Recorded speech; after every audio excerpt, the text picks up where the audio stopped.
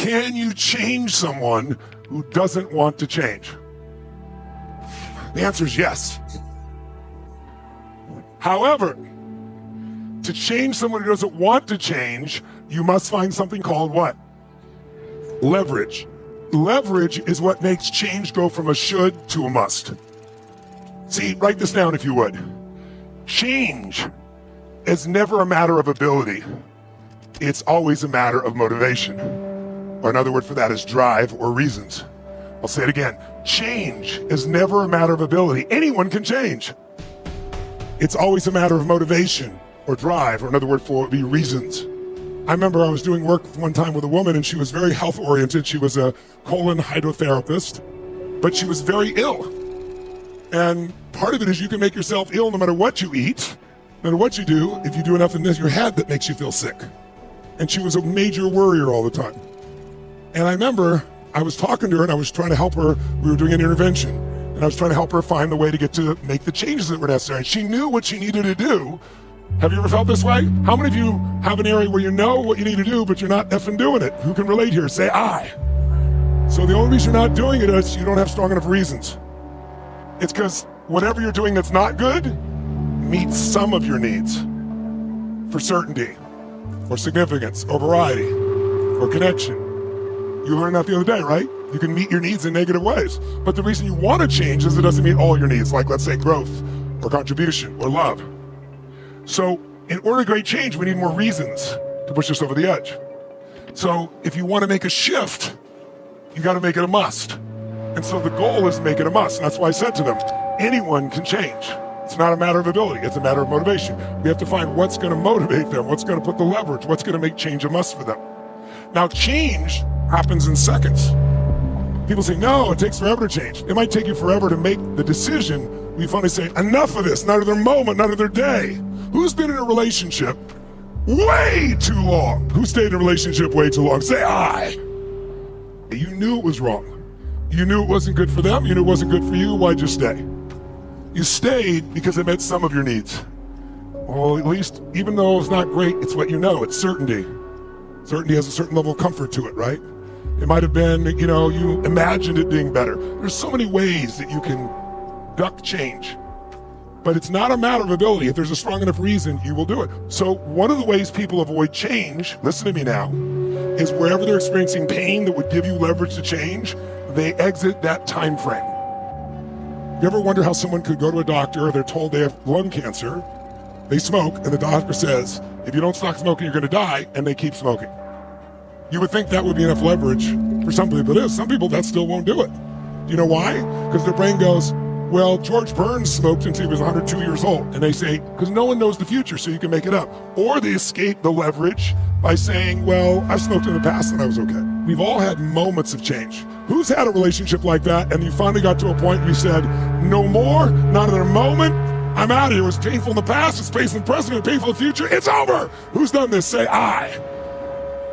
When you link pain to the past, present, and future, there's no escape. And so you change. How many got something that needs to change? That has not. Then you don't have enough leverage. And you have to use pain judiciously, just a short burst to break the pattern. I'll give you an example.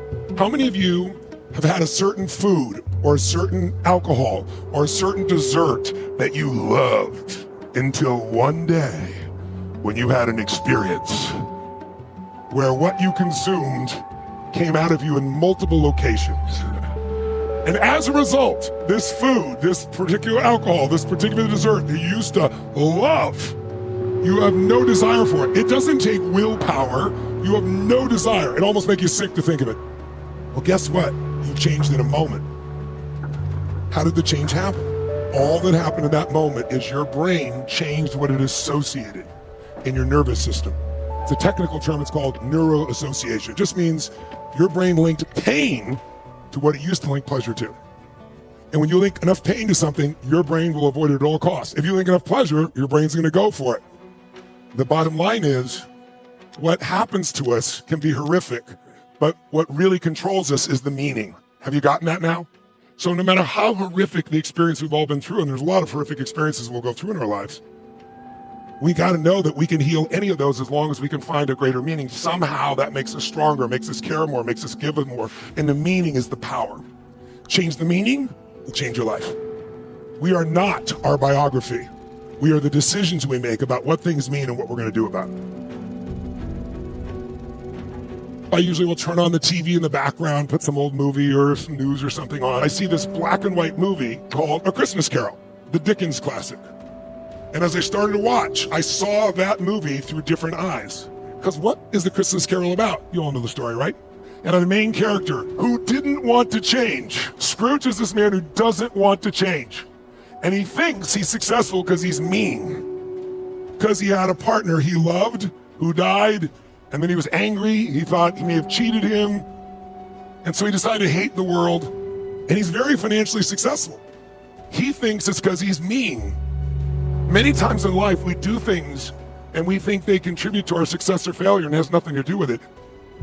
What makes you believe something? If you're in a relationship and it's so loving and it is so passionate, it's the greatest relationship you've ever had, and then boom, it ends brutally, painfully. What is your brain going to do? It never wants to feel this way again. So it's going to quickly make up a meaning, a guardrail to protect you. But see, the wall that protects you also imprisons you. So if you're in this great relationship and it ends painfully, your brain's going to want to never do that again, so it'll come up with a belief. It'll make one up. Relationships are painful.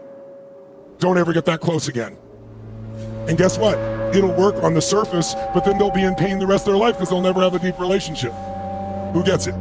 Or the belief could be, that's how men are, or that's how women are, or Germans are, or Americans are, or French are. All the generalizations. Remember, our brains generalize, they distort and delete. If we don't think clearly, our survivor mind will put us in prison. And so what we want to do is free ourselves. But to free ourselves, we've got to break those associations. We got to go, no, it wasn't men, it wasn't relationship. It was the way we interacted. It was we had different values. But how many have experiences where you made up a meaning probably worse than it was? Make some noise if you think you've done this, ladies and gentlemen, right? So that night, I'm watching this film.